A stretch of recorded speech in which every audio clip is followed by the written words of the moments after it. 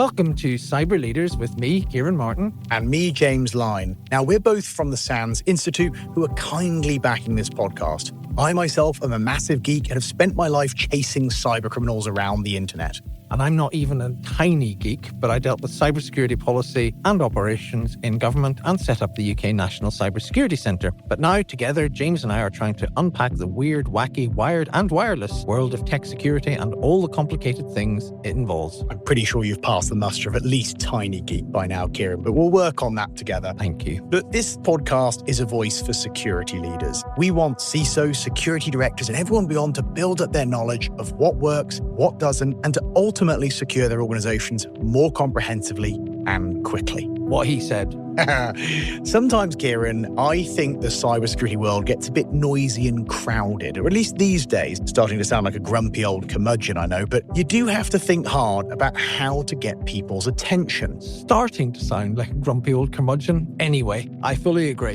That must be why you fantasize about printing all these t-shirts and why I break into song and why you're starting to make all these increasingly wacky interventions. Are you just trying to get attention, are you? Well, yeah, of course, right? Who doesn't love a little bit of attention? We're all dogs, really, and there's plenty more to come. But that's not actually why I'm mentioning it today. Okay then, James, why are you mentioning it? Well, set me up beautifully there. Thank you. It's in the context of our guest today. Go on. Well, we are today enormously privileged to welcome our superstar guest. She's a hugely experienced and influential cybersecurity leader. Indeed, she won the Cybersecurity Woman of the Year in 2023 in the Cybersecurity Excellence Awards. Great acronym opportunity there. Mm-hmm. She started her career with Microsoft in software security. They've had a few interesting and important security challenges over the years. But for more than 16 years, she's been on the incredible journey that is BlackBerry as a product security leader in charge of incident response, and then with really senior roles in product security until she was promoted yet again last May to become Vice President and Chief Information Security Officer at the company. Stratospheric performance. Love this. She's been absolutely central to the transformation of BlackBerry after its exit from the handset business into a software, cybersecurity, and product security company. And this is where I get to the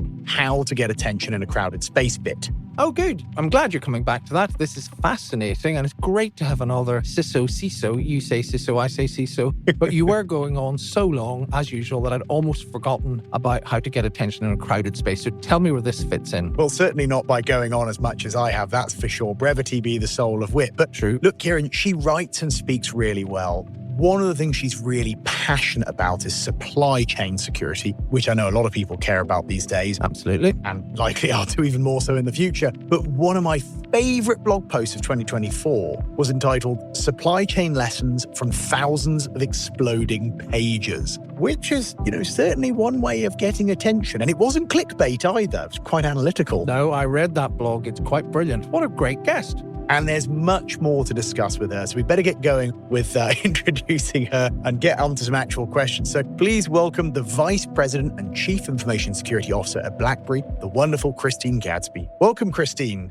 Hey, thank you for having me. That was an amazing introduction. I appreciate it. Thank you so much. Well, you'll be an amazing guest, no doubt. Sorry, Kieran, I've cut you off already. Oh, already. It's amazing because it's all true. Now, thank you so much for joining us and bringing your vast expertise to our listeners. Now, we have a standard first question, obviously, for a transatlantic guest. How do you pronounce CISO or CISO? But beyond that, the first question is often quite revealing. Just tell us about your journey into cybersecurity. You're obviously a technologist. You know an awful lot about software, but what brought you into the security side of things? And how do you pronounce your job title?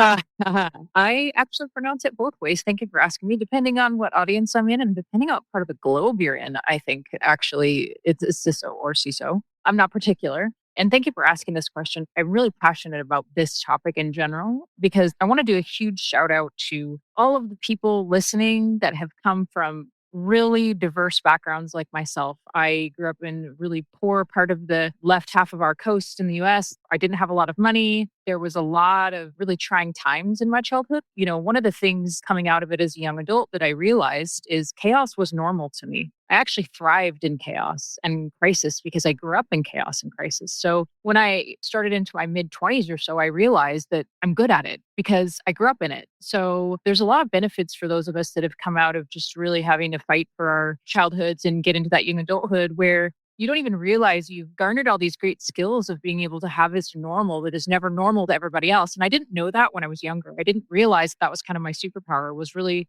able to just navigate in tough situations. And so as I started to get a little bit older, I realized that I was really good at it. And because I grew up in such a poor area of the country, there was no money for college. And so I kind of had to really think about what I wanted to do. And, fast forward, I got a hold of a career counselor at a college. And, we talked about like what my superpowers were. And it was really, really, really clear that my mind really went into crisis and balanced all that out well. And I really loved technology, but I didn't have any exposure to it. I just was one of those kids that always took apart the radio and put the barbecue together for my parents. So I was trying to figure that out. But we have to remember that back then, because I'm a little bit older, cybersecurity wasn't really a thing back then. Of course. So I sort of had to go into IT. And software security definitely wasn't a thing back then. So that started off my education, and I put myself through college, worked 2 jobs. I'm one of those, had kids. I was a single parent for 7 years and came out of it on the other side with an IT degree and kind of went from there. That must be one of the greatest answers we've had to the question we ask everybody. So thank you. Really inspiring. And I too love some chaos, I just have to admit. But Right? sorry, Kieran, go on. No, that's the bit I love most. Yeah, we will be using this. Chaos and stress and adversity are really good training for cybersecurity. But I wanted to ask, again, not asking you to go into your background, but clearly you didn't have a lot of advantages that some other people would have getting into this. And people sometimes talk in our industry about barriers to entry. So how did you find this with the tough background without the privileges that maybe some have? Did you find that people treated you differently? Did you find it was a welcoming industry, a difficult industry for someone from your background, as well as thriving on the chaos once you get in? Yeah, no, great question. And, I think back when this was I'll just state myself, but, this was before the first SDLC, or the Secure Development Lifecycle, was actually even written. So this was really before software security was really a thing. And the other thing I think that people like myself have when we grow up this way is we're sort of taught that if we're going to get anything done, we have to walk through open doors, even if they're scary. So I was really driven from that sort of, I'm going to fix it at a very young age. And when I first went back to school as a single mom and put myself through school and got, this IT degree, it took me forever also, by the way. It took longer than anybody. I didn't really share that very often because for me, it was sort of, I didn't want it to be a barrier. But I did also put on the hat of I have to walk through doors, even when it's scary. And I knew that I was going to have to do that. So I just constantly raised my hand. And that was another thing, like right when I got out of school, I was really blessed early on to get an internship at Microsoft. And again, back then, software security didn't exist. So it was more like a research project was software security. And I happened to get this amazing internship that I raised my hand for and I applied for and I got it, which was to work in the research center, what was then Bill Gates' research center, and just started being curious and asking people. And I was really surprised at how many people wanted to share their passion and talk about it. And the more I asked, the more I learned. And the more I listened, the more I became interested. And security back then, and still is to this day, somewhat of a conundrum to know, what are you going to do in security? How do you get to follow your passion? That's asking a lot of questions and continuing to be interested in what you're doing, where your passions really lie. You can always find a place in security to land. And for me, that was what I was already passionate about. I'd had the IT degree and I started asking a lot of questions. It was really clear. I really liked how software was made. And this was in the time that, Windows 7, that's how old I am. Windows 7 was coming about. Windows 7 doesn't make you old. That's not terrible. I go back to pre-Windows 3.1. I'm bloody ancient. Well, when it was being developed, though, and on the table, it was a lot more than when it was released. So my point being is that security didn't really actually exist. I was just curious about how it was made. So I didn't actually get into like security. I started in organizational development. So back then, because software security was kind of just an idea, I got into helping them develop organizations to build security into software. So I got into it from the people side with my IT background and just kind of went from there. And then every time they offered something, I took it. Hey, you want to come to this meeting and listen to this thing? Yes. And I just said yes a lot.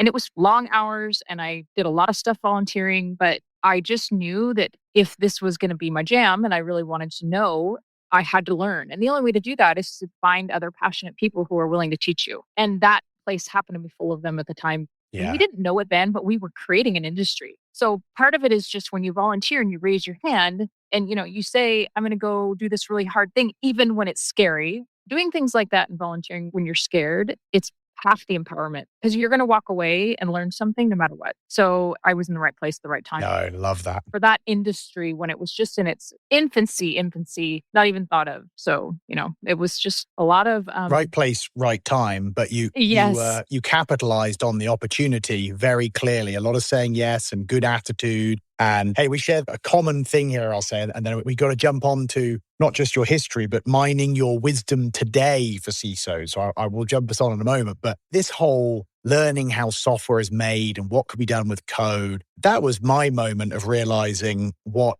you could do to code and programs that you shouldn't be able to do and why I like breaking them.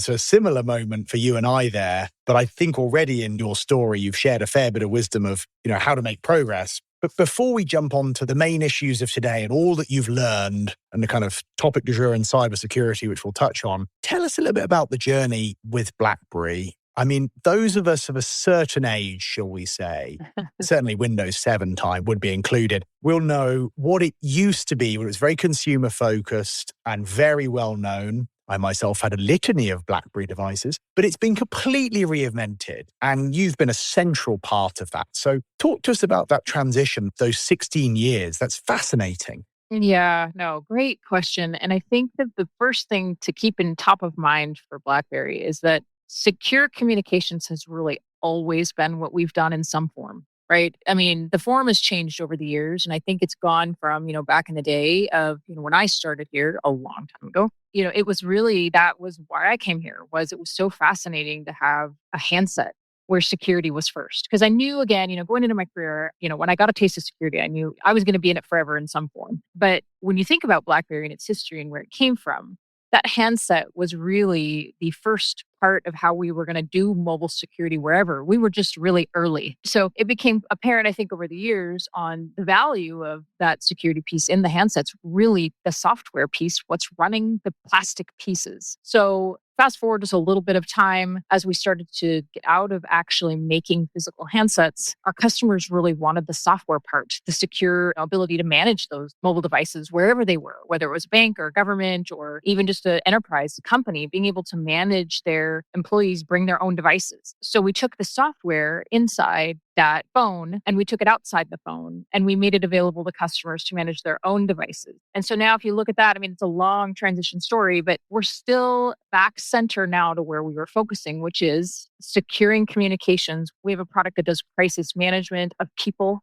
So you think about, bridge collapses and earthquakes and fires, how do you account for your people and how do you message them and make sure they're okay? We have one product called AtHoc that does that. We have our SecuSUITE, which is top of mind for lots of people today with all the things that are going on with public free messaging services, I suppose I'll say. That is the ability to do voice encryption end to end. And we have our mobile device management, which is our UEM, which is the original sort of the GOAT of BlackBerry, which is how do you manage those endpoints for other companies? And then, of course, we have on our IT side, our QNX, which is our real-time operating system. It is the mobile operating system in almost every car made on the road that is in your dashboard, that allows other connections to be made for it securely. Runs satellites. I found out something fun a little while ago, that like everything from that to like the Coke machine, where you push the buttons and the different flavors come out. Who knew that is part of the real-time operating system category? So anything that has a brain like that, security needs to be built on top of that operating system, again, in the sort of BlackBerry historic view, is ISO compliant for security hardening. ISO 262 and 21437 are the ISO standards for secure development. That is our QNX real-time operating system. So I think, as you can see, it's still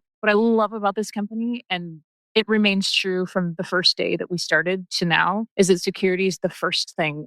I don't know another company where you can go into any meeting at any level, and security is in every meeting here, every level, every topic. And so, I mean, man, I'm like, seriously, I get to be a CISO of that. How cool is that, right? So it is still true today to where it started. It's just taken a lot of different forms because so is the world, right? We've all adapted and evolved, and so is the company. So, wow. Well, you're making our job both easy and difficult. Easy in that you're bringing us right into the substance of today's discussion about software and hardware security. difficult in that there's so much you've raised there. I don't know how much of it we're going to get through because we could go on all day about it. But somehow it's fallen to me, the non-geek, to try to bring up the first bit of this issue. So let's try and break it down a bit into, let's do software security first. What's clear from your answer and from everything you've been doing over the years is you were years ahead here. You've been thinking about software security for a very long time. So have other people, but you said it's completely embedded at the heart of the company and the heart of your career. But there's a bit of a zeitgeist around it in this decade, particularly the last few years. It's become fashionable to talk about securing software supply chains. For the government geek that I am and used to be, the US's National Cybersecurity Strategy of 2023 really went to town on it. Don't know what the new administration will do. We'll see. So I suppose the question is, what do you mean by software security? Why does it matter? And do you expect major progress in the industry in this huge challenge?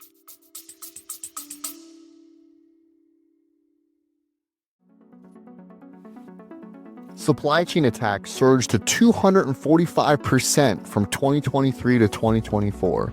And breaches like the Oracle Cloud breach, GitHub Action supply chain compromise, and vulnerabilities such as Log4j have proven just how one compromised supplier can disrupt thousands of organizations.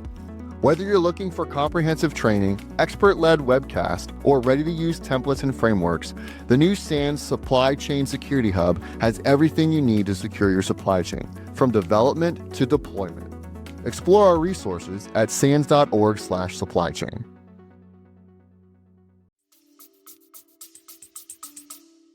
Wow, lots of roads we could go down there. But yes, I mean, software security is important for many reasons. But in the supply chain, if you think about it, a handset, if you pick up your phone, there could be 200 vendors' products in that phone. And so you have so many different development life cycles and so many little pieces of software that are like a melting pot, if you will, of software supply chains are in there. So it only takes one of those in that sort of the Jenga pile to pull out and the whole thing to fall apart. And we're starting to see more of that. So software security is actually important just because if we don't focus on it, one of those Jenga pieces could fall and the whole thing falls. We're seeing that, right? We're seeing criminals get more creative and try and chain vulnerabilities together where they get, mass payday. And they're using that. They're using that as a weakness for us, and that they know that it's not as mature as it needs to be. So I think it's kind of almost like the arms race, right? We have to be smarter and outsmart where criminals are going to head next, and they're headed right for that. You can see it. I mean, look at Salt Typhoon, look at the recent Signal issues. They're headed right for that. So that is precisely why software security is important. No, I agree. And it's interesting, isn't it? The way the attackers have started behaving over these kind of past 10, 15 years, the marketplaces selling services and platforms to one another, the little research groups, the stratification of the industry. So you have people who are focused on an exploit, people who are focused on building a beachhead, people who do initial penetration of organizations, the sale of that organizational access to another criminal gang, and people who specialize in specific types of frauds and making money from the data. And all of that structure and these different approaches and these tools and marketplaces drives innovation. And of course, we're over here in the legitimate side of the industry trying to defend against that. And you find yourself here in a position of being a very, very interesting target. And lots of the organizations for which you've worked, not just the present, but the likes of Microsoft, some of the largest targets on the planet in terms of surface area. So this software security piece, I think, is just one of the critical defenses against all that innovation. Let me ask you a quick question before we jump to other areas here.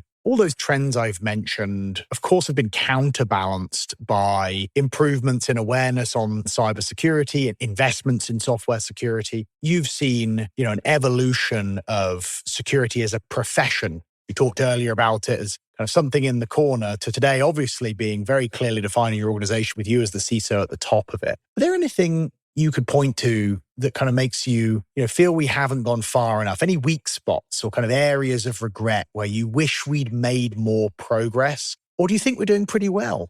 So I think there's areas we're doing really well, and I think there's some we need to make progress on. I think from the software security side, I love the security buzzwords, but there's also not a lot behind them sometimes. I'm going to take just an example of the word encryption. We say that word, we use that word. But is it military grade AI dark web powered encryption? That's the question. Exactly, right? Or am I trading ciphers written on a piece of notebook paper with you at Starbucks. We could call that encryption. But are you really gonna have a secret conversation with trading? Well, I hope we do that. That sounds great. I mean, don't tempt me with a good time here, Christine. So I think where we have done ourselves a disservice is by claiming things like that. I mean, we have our SecuSUITE product. It's NSA level encryption. That is certified. Don't take our word for it. It's certified. We've done all the work and we've gone to all the trouble to do all of that to make sure that that encryption is actually worth the word encryption. But we've got lots of products that just claim they're doing it. Are they really doing it? And I think that's one area where the industry needs, and this is going to go to my government side. We really do need that sort of backstop.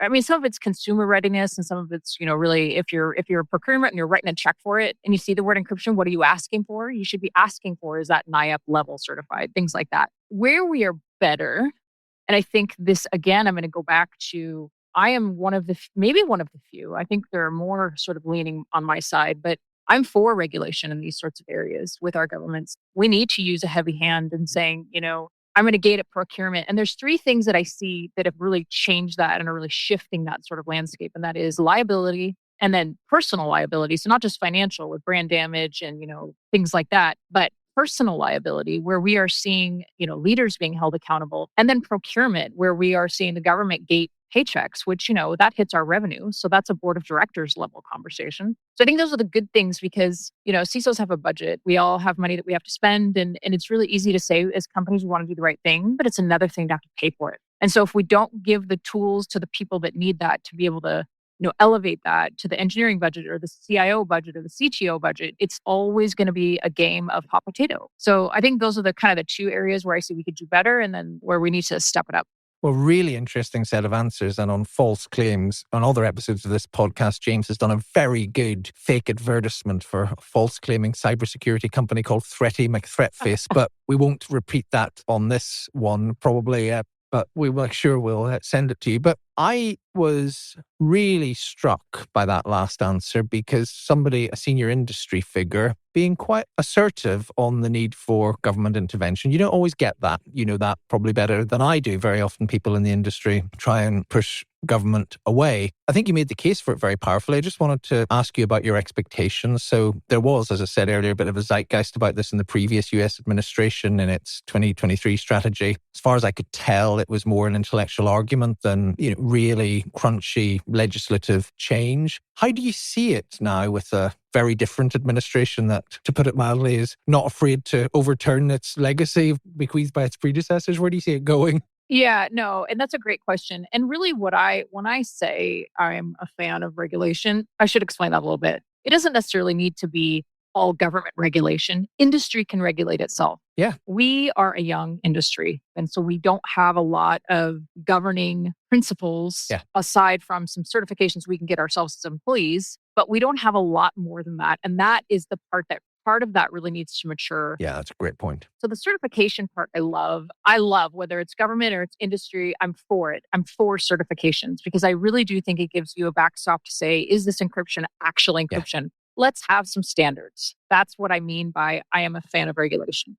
Where I think that government can be powerful in this regulation is setting a tone. If the government comes to us, and, we sell to a lot of governments. So this is, the government comes to us all the time and they say, this is the watermark you're going to meet, Christine. We're not going to buy your stuff unless you meet this watermark. Yeah. That's a good watermark.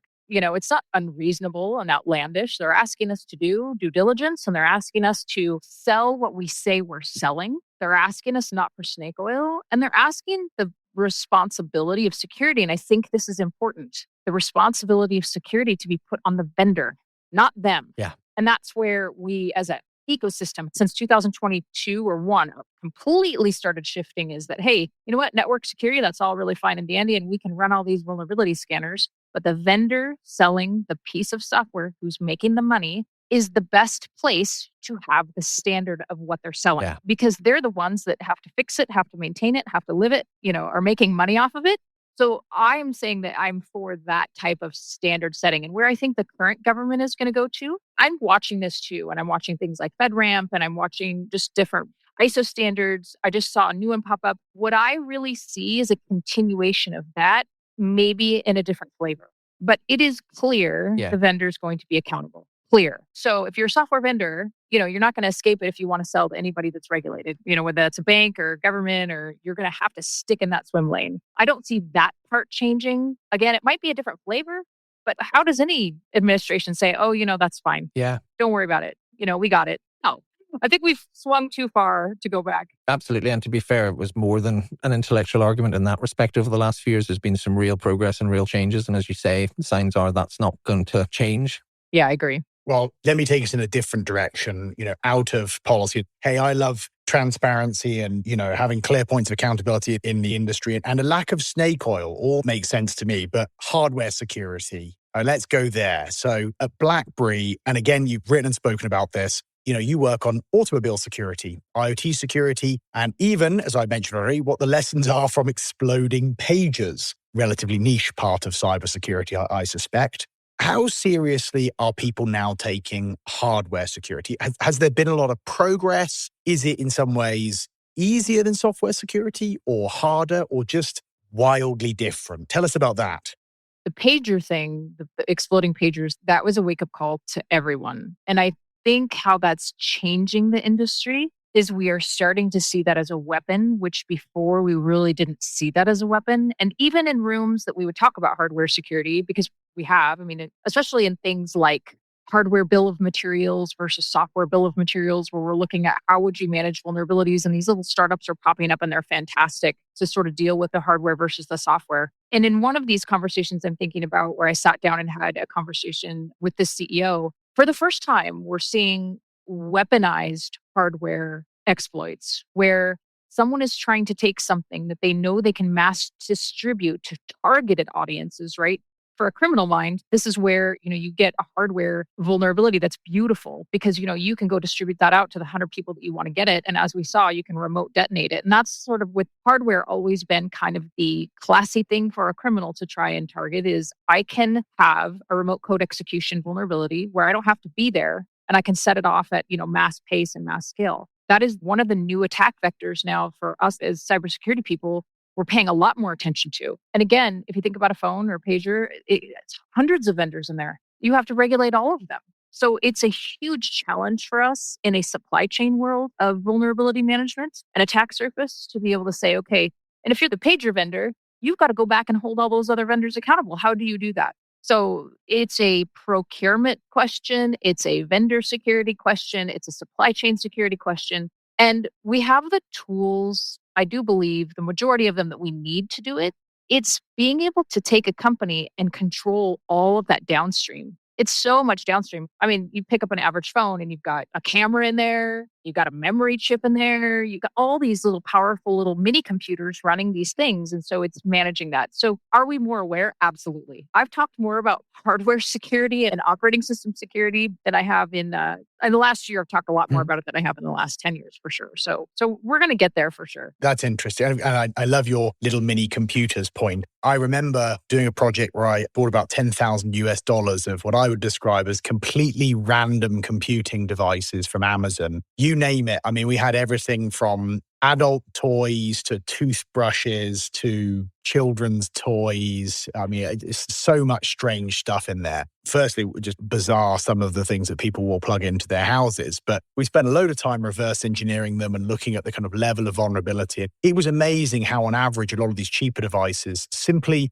remake mistakes that have been made in the mainstream computing world in software. It was kind of like going back 15 or 20 years. I actually remember at a SANS event, we had a whole set of these devices, set up in a summit room at the front, and kind of had security professionals do evaluations on them, like one might a kind of desktop computer. And it's kind of terrifying how much is possible. It had a child's toy at the front of the room that had a microphone in it to be able to process responses and reply, all very kind of innocent stuff, which had been turned into a remote monitoring device and enabled people to connect it over the internet, kind of harrowing. But the hardest bit of it, you kind of touched on there, maybe one of the big differences, it's the update ecosystem, where in software, we've got very used to, just patch that. And enterprises have this, pretty tried and tested process to do that. In hardware, whether it's the £40 device that you plug in for convenience that's not well constructed, or it's a high-end important hardware device doing something, critical, the challenges of making an error and protecting that device for the long term, I think are not as well processed by our industry. We've got very used to relying on updates, haven't we?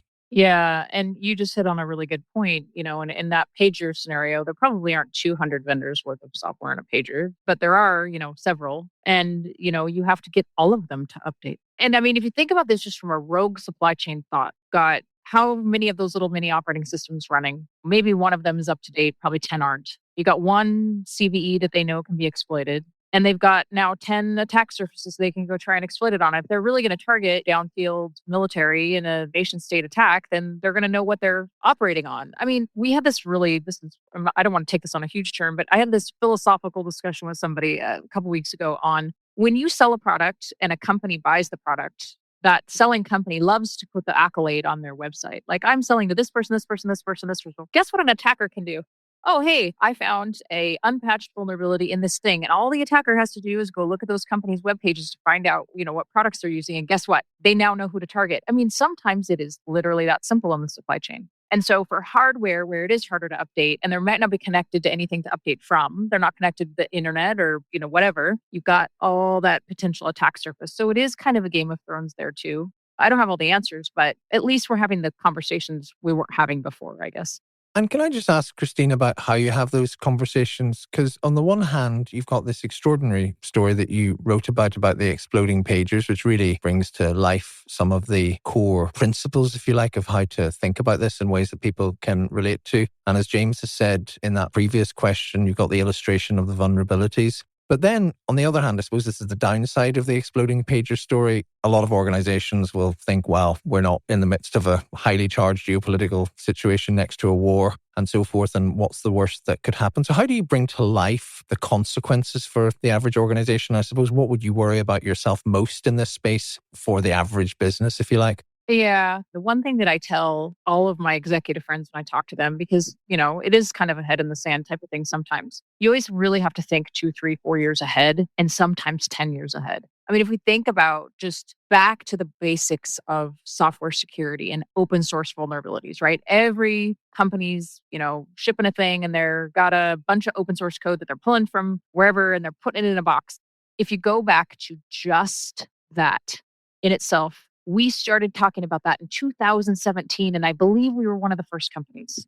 That is really not very long ago, right? Fast forward to where we are today, that's amazing. So we move at lightning speed, but also sometimes very slow. So if you are a company making money off selling hardware or software or a combination of the two, whether you are a producer of that stuff or a reseller of that stuff, because you're liable as a reseller. And I think that's another thing. We haven't touched on that, but that is opening a lot of eyes right now. I see in the industry is when you're reselling something, you're responsible for it. So wherever you fit in the baking the cake game, like I call it baking a cake, are you the producer buying the flour from somewhere else, mixing it and then putting it in an oven and selling it to a bakery? Or are you the bakery selling the finished product? Wherever you are in that, whatever hat you wear, you do have to know what your liability is, because liability for this kind of stuff is always the key trigger. When companies are held liable and it costs their pocketbook, whether it's cyber insurance or lives or people or their CEO or their revenue stream or their shareholders, they're going to push that where it goes downstream. So at some point you will be held accountable. It'll come down to a dollars and cents move. And, largely the conversations that I have at the C-suite about this, they agree. They just don't really know what to do about it. If they all agree, everybody will nod their head and then it's like, well, that's a big problem. That's a brilliant segue into some of the things we really need to ask you about the state of the industry more generally. I mean, you've covered pretty much everything in the cybersecurity ecosystem so far: hardware, software, liability, the economics, the human side, and so much else. And you just alluded there to where we might be in a few years' time, what the challenges are, where we think we might make progress in some of the areas where we're struggling. So just insofar as the past is a guide to the future, you're a very experienced industry leader. So I just want to ask, in general terms, in the 20 or so years you've been in it, what has changed for the better and worse? And what's the one change you'd really like to see now?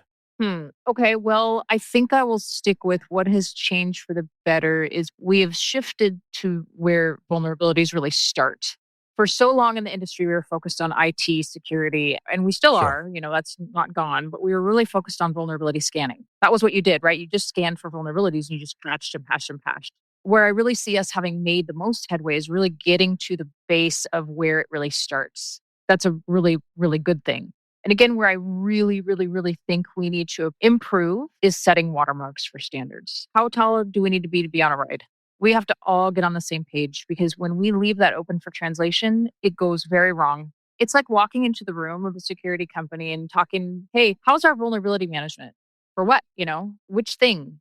So you're going to get 28 different answers depending on who you ask. And I think that is a disservice by us not having watermarks for things that we really need Yeah. to standardize on an industry. And again, that's just the young age we are. We'll get there, but that can come sooner and later. So those are still my two where I really think we are better in the first area, and we definitely need maturity on the second. I definitely think they would help. Quick question, and then back to script once more. I could feel this is going to be another one of these, Kieran, where you get your crook out for the end.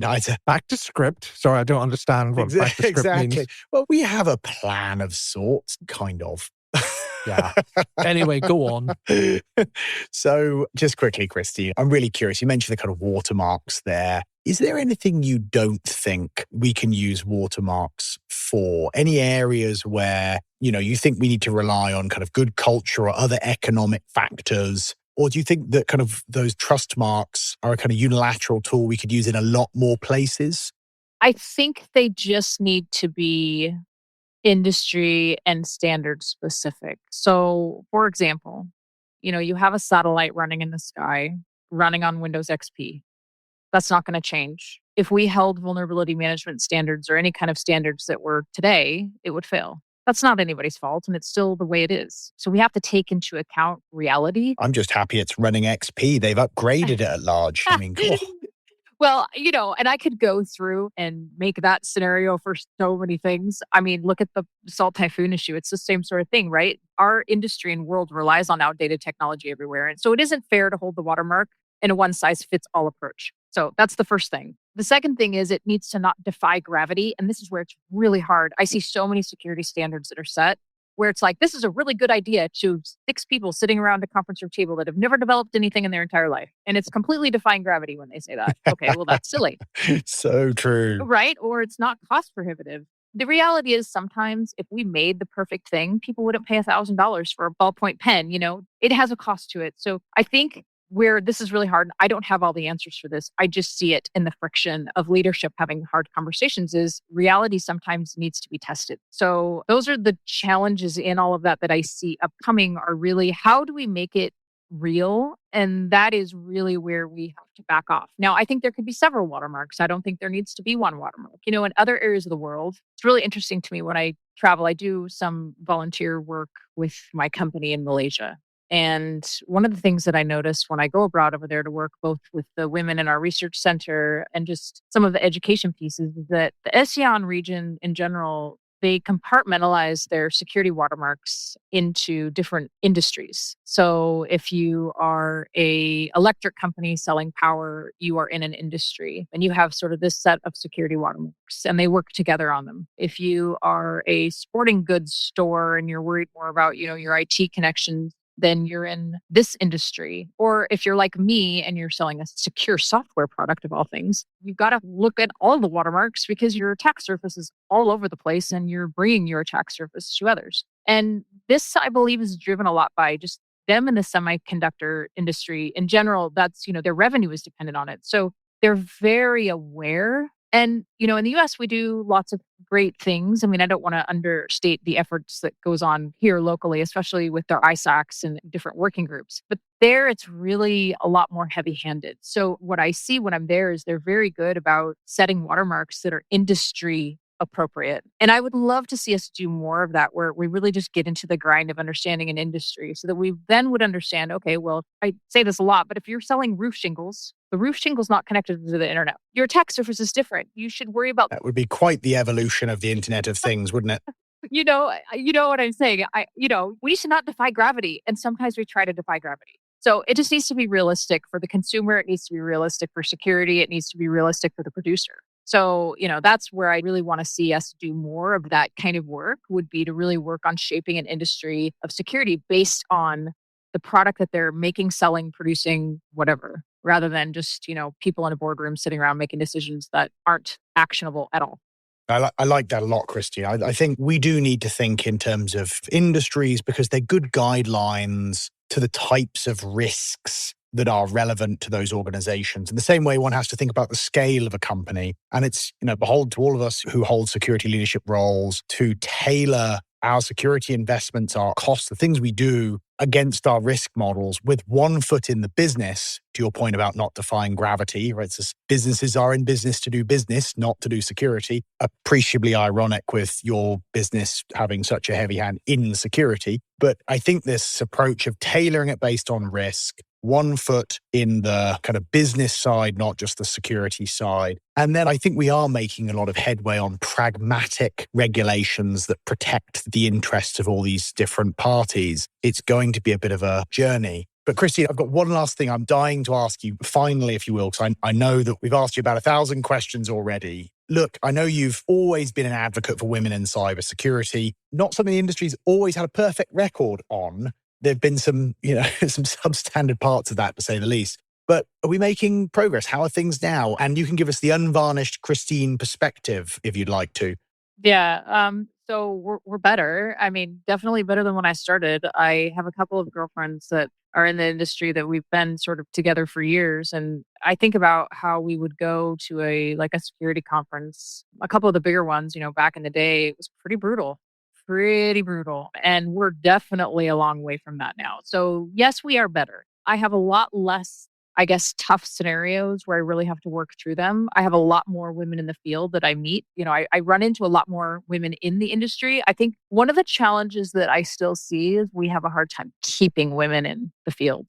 So, women come in to the industry and they want to do good things like me. I think most of us that are in this have a heart for protecting people, have a heart for serving people where they are in the battlefield or at home. We are family oriented, women that just want to do good in the world. And I think we have a hard time keeping them because the industry is pretty brutal. Lots of hours working, lots of sometimes unsaid thank yous. And security is just a hard job anyway. So we can do better there, but we have been making strides. There's a lot more women leaders stepping forward to mentor publicly, which is also very hard. A lot of us, we mentored lots of people kind of in the background, but you're starting to see people find their voices, which is important to be able to pick a topic and really be good at it and then be an example for it. Mine is obviously the single mom and the underprivileged growing up, making their own way. That's sort of, where I'm really passionate about helping the women that don't think they can do it. I'm passionate about helping that level. And there are others that have found kind of their own niche. And I think we have to support those voices. That's really, really important to make sure that we remember to say thank you. So we are better. We can do better, but we're better. Hey, that's progress and can always improve. But I love to hear that it's moved some distance and in a myriad of different types of roles, policy roles, awareness roles, leadership roles, deeply technical roles as well. So we'll keep working on it. But look, Christine, I know we've covered so much ground today and lots more that we could, of course, ask you about. But Kieran, I think we're getting up to that time, aren't we? We are. We started and finished with incredible personal stories from Christine, and in between covered the entirety of cybersecurity canvas as far as I'm concerned. But you are forgetting your favorite bit. Ah, yes, my favorite bit. Look, it's a habit of ours at this point. I think it's beyond a bit. It's a trend, one might say. Look, as you know, it's only fair if we're asking people to listen to us, we give them something useful at the end, something that applies to them. So, Christine, we are asking you for your 30-second takeaway. Now, it doesn't have to be precisely 30 seconds, although bonus points if you get to exactly 30 seconds or at least several nanoseconds within it. This podcast is about lessons for cybersecurity leaders. So, Christine, you obviously are a cybersecurity leader. You handle a lot of these challenges. If you had 30 seconds with a fellow leader, what would you advise them? It could be something to focus on, something to not focus on and ignore completely, core practice, a watch out for this, anything you like. 30 seconds of CISO brilliance, and you can take it away whenever you're ready. Okay, so I've got two things and they're wildly different, but I will start with this. If you are a security leader in your company and you are not asking about your supply chain security, you should start. That is something that from my conversations with other CEOs and other C-level employees is wildly uncovered. Know where your supply chain is, know who your vendors are. know what you're selling and where your liability is, because whatever you sell, you are liable for. And what I am seeing in my crystal ball is that is going to have some definite accountability to it coming up. And the other one is secure communications. Know how your employees are communicating. We're seeing a lot of data about messages getting intercepted. A lot of that's publicly known, some of it maybe not, but know how your employees are texting each other, sending documents, know what documents they're sending over chat and where they're sending it from. And that's my 30 seconds. Brilliant. And it's always a bit of a challenge after as many shows as we've done to get something original. And you've met it not just once, but twice, because we've not had liability and we've not had secure comms before. So, Christine, thank you so much. You're welcome. Hope it was helpful. Thanks again, Christine. Hey, Kieran, I think that's it. Apart from feedback. Ah, yes, the eponymous feedback. Always got to have that. So topics that you are worrying about on your pillow at night whilst you're sleeping like a baby, although that's probably a bad example. Sleeping like a baby, I think, involves waking up every hour and crying. And I certainly hope all of our CISOs aren't doing that. But topics that you're worrying about, people you'd like to hear from, you name it. Or you could just tell us what you think of the show. You could leave us feedback at the podcast site, or you can email us at cyberleaderspodcast@sans.org. Tell us anything you like. Well, not anything. But anyway, thanks for listening. Thank you for listening and keep cybering. So from me, Kieran Martin. And me, James Lyne. It's goodbye.